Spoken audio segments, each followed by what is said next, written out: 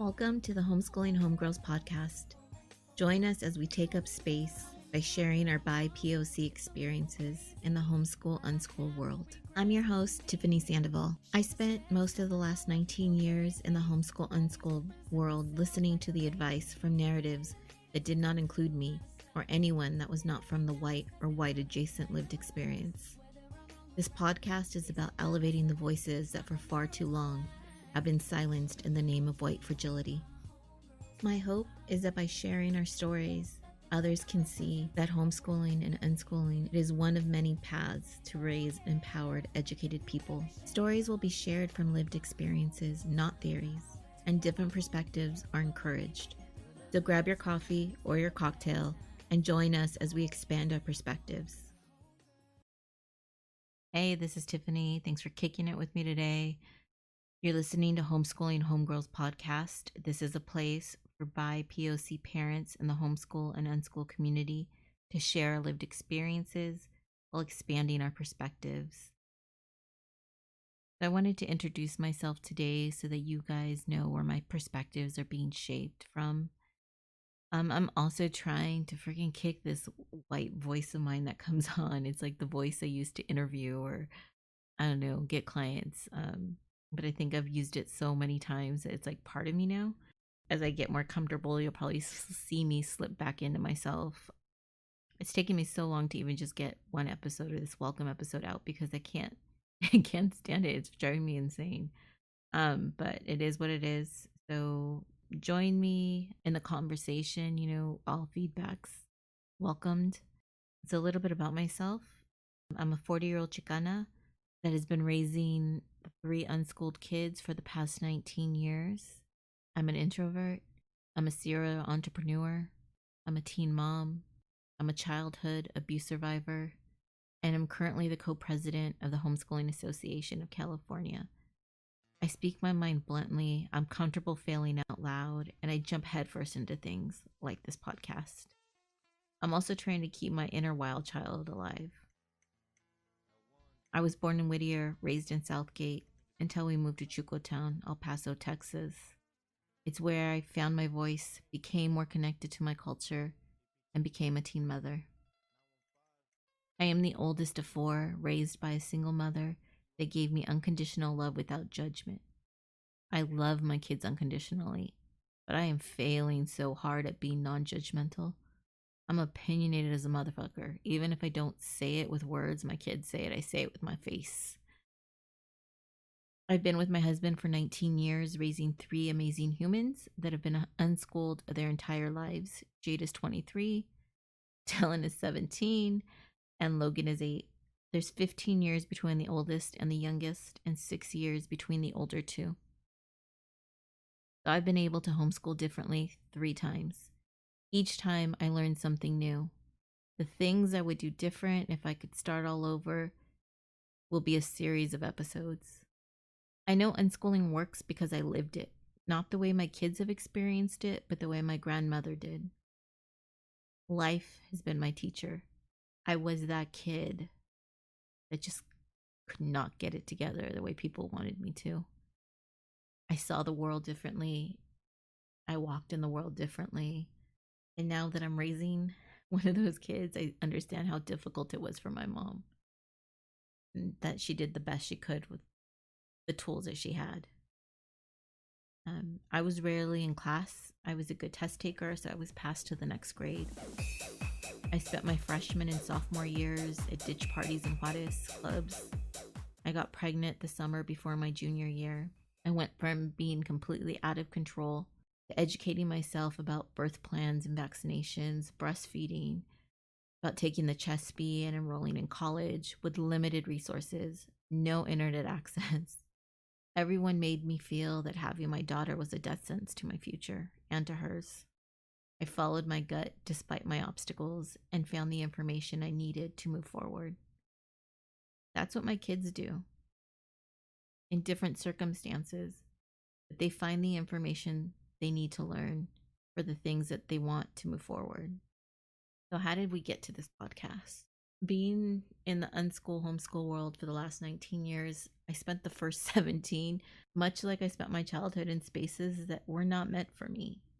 I tried to twist myself and fit, and I was getting advice from people that had no clue. Like, I was never going to be white. They were never not going to be white. And yet they're spewing this information like it's for everybody. And I took it that way. I always say I drank the Kool-Aid. But the last couple of years, I've found my peoples, and it's just, let me tell you, like, just real conversations, the way we commune, the way we are real. And it felt like coming home. And so we've had a lot of these side conversations when we're sharing advice or talking about lived experiences without someone telling us how wrong we are. We just need to look at it a different way, or however many violent ways that we are shut down. So that's where this podcast came from. A lot of side conversations that were happening. I thought, like, having these conversations out loud to share for people with no community, or also doing what I did, twisting themselves, their kids, to fit in spaces that aren't meant for them. That's what this is how we got here.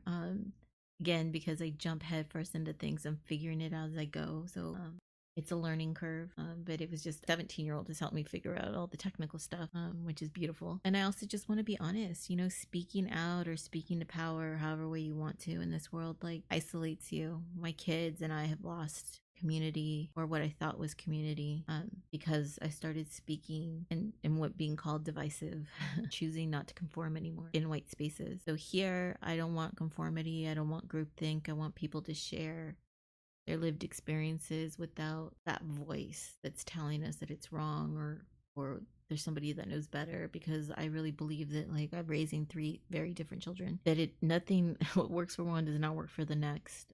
It's a very individualized life, and you're not going to get it perfect all the time. That's okay. Your kids survive, they learn, they grow. If somebody that was raised in an abusive alcoholic home who chose to be a complete wild child and have a kid at 16, could do this, anybody could do it. And I think I've been successful at it. My kids are whole people, that know that there doesn't one white white or right way of doing things. They get to walk in the world on their terms. And no, do I always like it? No, but that's what my mom said. If you want to raise free people, be careful what you wish for, right? Because even though I may think my ideas are expansive and things, like, my kids, I'm raising them in this theory, and they are raised in the reality. And so I think that's what I'm learning from having almost 2 adults now, that have been always unschooled, that what I thought I knew, maybe I didn't know, and that's okay. I think, like, we all need to get to a point, when we choose, whether we choose to traditionally homeschool, or traditionally school, or homeschool, or unschool, or pick any of the terms that are out there,